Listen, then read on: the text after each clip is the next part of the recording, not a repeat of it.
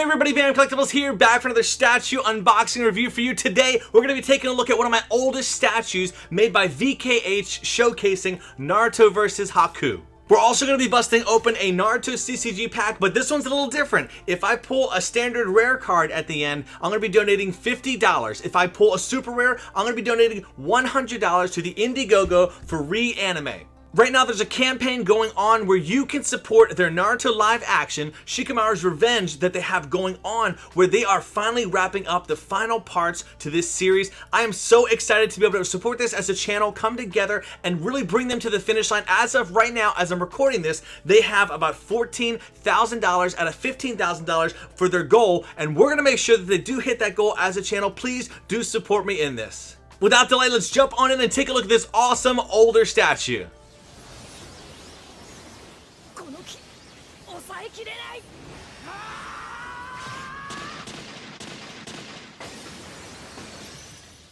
Alright, being that this statue is super old, the box is just styrofoam and cardboard, so we skip that. Jumping straight into the base here, we'll see VKH logos on the bottom. There's a battery pack there on the right. The base is primarily going to be made up of all this Rocky Rebel. Now again, I mentioned it's an older statue, so the paint application is going to be as detailed as you see in some of the statues. We'll see all sorts of LED strips that are surrounding the bottom section of the base. This statue is about 5 or 6 years old, and I have to say it's probably one of the first, it has to be the top 5, maybe even top 10 Naruto statues that I ever saw released on the market to purchase. This rock right here actually serves as the button that powers on the LEDs that we see here, so really cool that they baked that and hid it in there so well. I remember the first time I got this statue, I was thinking, how the heck do you even turn the LEDs on? And I leaned on the statue and accidentally turned them on myself. As you can imagine, because this is a statue with Haku featured in here, there are all sorts of ice mirrors that they sculpted all throughout.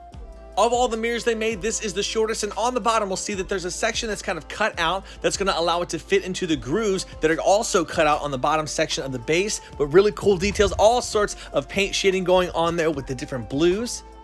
In order not to block the statue and everything that's going on, you'll see gradually that these ice mirrors are going to step it up as far as their size and how tall they're going, because they don't want to block what's going on in the center of the statue. So those are the smallest, and then we have a medium, and here is the absolute largest that they included on here. This one really allows you to take in and appreciate all, again, the paint that they use for this. We have so much light, dark, even some white bringing there that brings to life just the whole mirror.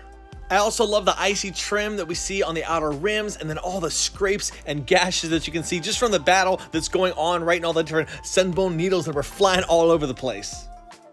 I'll never forget the first time opening this up, because this is probably my third statue that I ever owned. Just thinking the engineering around this was just super brilliant. I love how it all comes together. Just the base alone, this is how good it looks for, again, being such an older statue. LEDs. Now, yeah, right hand, we have to dim the lights first. Absolutely gorgeous. This was the first ever statue where I had LEDs that were into it. I can promise you this was in my room, and I used it as a gorgeous nightlight. One thing to mention, I was an unboxing noob and I accidentally put all the mirrors on in different directions. So here's how they should look. For this next part, in order to get a full view, we do have to remove that one mirror. So here is most of the portion for Haku. I swear, years and years and years have gone by. I know that Haku is a boy, but still in my mind, I still plays tricks on me from time to time, thinking that, you know, it's a girl. Let me know in the comments below if you also fell for the trap of Haku. Moving on, if you couldn't tell, the sculpt that they did for this is incredible. So there's all sorts of pieces that are missing that we will put on very soon. But what's incredible about this statue that not many statues do is this is such a scene accurate statue when we bring it all together. I mean, my gosh, look at the neck and how much of an impact it's taking from Naruto landing that punch on there. Next up, we have the sash or scarf looking piece that goes on the back of the outfit. Now, this actually has a very important purpose that I'll showcase when we install it on there. Next up, we have the frontal hair piece, which is crazy dynamic. We have one strand going one direction, another in the other. Then we have the kind of the wrappings that keep it all together. Also included was the bun that goes on the back of the head with the hair tie. So this piece goes on with just a simple magnet that's on the back. Lastly, we have the two arms that again were sculpted separately, attached with magnets. Both of them look really similar in the way that they're kind of positioning or sitting. Now that's primarily because they're limp. I can tell you when this comes together, Haku is getting smashed just like we saw in the anime. both of the notches in the foot attached to the base, and I thought to myself at first, like, that's not good. That's something that could warp over time, the way that there's so much weight and pressure that goes onto those, but you'll wait and see how it braces after this. So we'll get these other accessories installed onto here, clicks right into place. And again, as I mentioned, the sash actually connects to the back and then it supports it. So you'll see how I kind of rested up against the rock there, and it really controls some of the weight that would normally be pressuring down on those notches. Really brilliant, good engineering by VKH. Right, it is Naruto CCG time. So here is the oldest Haku card in existence, one of the first super rares from the Path to Hokage set that we'll see here. So we'll set this aside. That's a great card to display next to it. And now it is time to find out, will I lose $50 or $100? Either way, I am not losing, I am investing. So I'm gonna turn that around and say, am I investing 50 or 100? So we'll go ahead and cut this pack open. Everyone, if you haven't had a chance to stop by Reanime and see what they do, their live action anime adaptations, I really want to encourage you to go over there after this video. I'm going to have links in the description below that you can check out. I really look forward to supporting and seeing the next parts that they're going to be doing because they're just so amazing. Oh, there it is. That's the actual, there's a super rare. All right, so I am investing $100. Oh my gosh, what are the chances? It's like a 1 in 6 chances of doing this. 3 dots on the bottom, gold card. There it is. Reanime, $100 is going to be invested into your amazing campaign and what it is that you guys are doing. Please, if you're watching this and you have access to some extra funds, you could donate $1, $5, $10, $20. Let's make sure that they hit this goal and even exceed it, right? There's amazing projects they have on the horizon. Even at this time, if you can see that they hit the $15,000 goal, let's keep on supporting them as an awesome channel for what they do for this amazing community of people who love Naruto. Here is my receipt so everybody can see that I did donate. I did try to record or screen record it, but unfortunately that did fail midway through. So there's my receipt, showcasing $100. Thank you so much, Reanime, for what you do. Before we jump back into the unboxing, here are a few of my holographic Haku cards that I had. They're just some really awesome art, so I wanted to be sure to share that with everybody before we jump back in.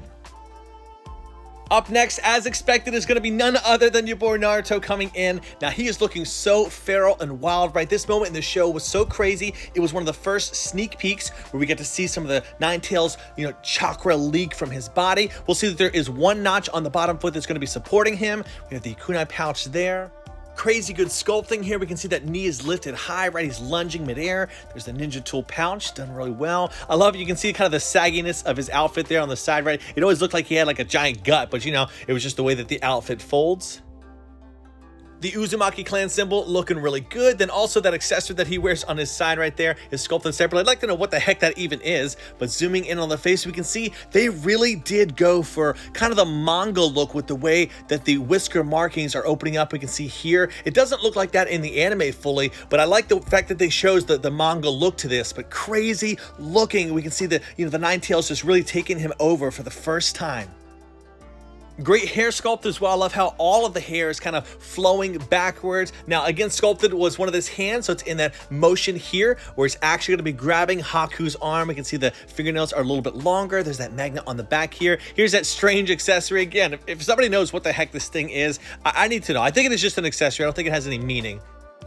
And with this singular notch that you'll see on the bottom there, that's how Naruto will connect. We have to take Haku's arm off because Naruto's arm fits around it like this, and you have to do a few things at one time. It would be helpful if I had 3 hands to help out here, but I'm gonna have to do this a little strategically. So we put the arm back on the socket. We'll hold Naruto's arm into place. We'll get Naruto, and then we'll mount him to the bottom of that and slowly have to kind of angle and connect the two. I also have to be very careful because Naruto's fist really likes to rest up against Haku's face. If you're not careful, you can kind of paint rub and mess it up a little bit, but there we have it. That's him into position.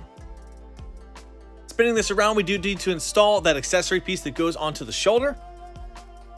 With everything put together, you really have 2 different angles that you can appreciate the statue from. So from this side, we can see Naruto and appreciate kind of his head sculpt, what's going on. On the other side, we can really appreciate the power that's going on in this moment with the punch that he's landing on Haku. The cracked mask really brings it home. Everything together, this is how this amazing statue illuminates at night. Like I said, I was like, let me think, right around 25 years old when I had this nightlight, and I loved it. All right, it's amazing. My wife didn't like it, so I had to move her from out of the bedroom. But hey, I do get to appreciate it all the time now downstairs in the man cave. But man, what a crazy statue altogether. Again, it kind of struggles with the angle that you want to display it in. You have to choose where it should go. Plus, displaying it high up is almost a necessity to be able to actually appreciate it and see over those ice mirrors. All right, Bam Fam, for those who can, please head over to Reanimate. Let's support their campaign that's going on. I hope you enjoyed today's unboxing and showcase. As always, I will see you in the next awesome video. Do what you love and love what you do. Bam out.